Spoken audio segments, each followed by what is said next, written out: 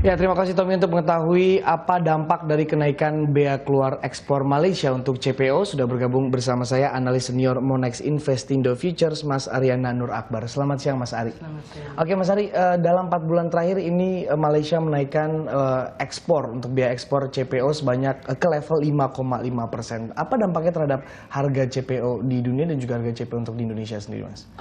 Untuk jangka pendeknya mungkin harga CPO sendiri akan mengalami penurunan. Karena kita melihat dari dampak psikologis, pasar menerima 5,5, ini kan kenaikan 0,5%. Ini apakah sebagai tumpuan harga untuk dibeli atau tidak? Tapi menurut saya lihat sendiri analisanya, 0,5 ini masih diserap, karena 0,5% ini saya katakan lebih kecil atau dibandingkan perkiraan yang katakan 1-2%.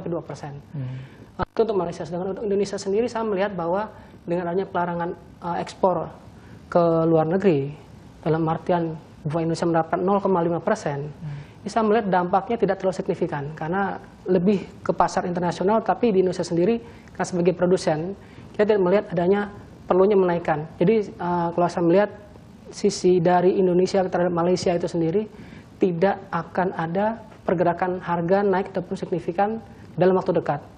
Tapi mungkin bicara dalam waktu yang longer term akan ada dampaknya. Oke, apa karena CPO untuk produsen kita ini memang lebih banyak diserap untuk pasar domestik ketimbang diekspor gitu, Mas? Ini kita melihat dari si pasar sendiri ya. Memang dari sisi pemerintah yang mengenai mandat lebih dari 2 juta ton untuk konsumsi biodiesel. Kita harus melihat juga psikologis pasar seperti apa. Begini, indikasinya adalah apakah produsen melihat hal ini sebagai sesuatu hambatan untuk menjual atau bertahan. Karena mereka melihat apabila harga diekspor lebih tinggi, tentu mereka lebih mengeluarkannya dengan menerima harga dari Malaysia itu sendiri, dari Indonesia sendiri, naikkan sebesar 0,5% itu, apakah dianggap wajar? Kalau mereka anggap itu wajar, mereka tetap akan melakukan ekspor. Kalau mereka menganggap itu sepertinya akan menurunkan permintaan secara signifikan, mereka akan bertahan dulu. Oke. Kalau kita lihat untuk pergerakan CPO sendiri kan, walaupun kita lihat sepanjang tahun 2013 ini cukup jatuh dalam, gitu, Mas, walaupun di semester 4 tahun lalu ini mulai merangkak naik lagi. Untuk pergerakannya hingga saat ini dibandingkan dengan secara rata-rata untuk sepanjang tahun 2013 seperti apa, Mas? Kalau saya melihat belum ada pergerakan kisaran yang signifikan sekali ya. Dalam artian pergerakan dari 2.700 ke 2.900 ini saya rasa masih sifatnya short term. Kita harus melihat lagi dampak lainnya mungkin dari sisi substitusi, kemudian cuaca. Kemudian nanti tingkat persediaan yang dilaporkan oleh Intertek ataupun Societe Generale. Seperti itu kurang lebih. Apakah kebijakan ini juga nantinya bisa berdampak langsung ke kebijakan pemerintah untuk CPO di tanah air sendiri, Mas? Justru saya melihat ini lebih kebalikannya. Selama ini Malaysia mengikuti Indonesia. Apabila Indonesia menaikkan tingkat ekspornya, Malaysia akan mengikuti. Jadi di sini sebetulnya Malaysia akan melihat apakah Indonesia siap untuk menurunkan atau menaikkan, mereka akan mengikuti. Nah, di sini yang saya perhatikan bahwa Malaysia ini karena sebagai produsen nomor 2, mereka akan melihat kalau ternyata harga mengalami kenaikan signifikan, mereka akan memperhitungkan bagaimana daya saing mereka. Jadi mereka perkirakan kalau ternyata daya saing mereka turun dengan mengikuti kenaikan tarif ekspor di Indonesia, mereka khawatir permintaan akan turun.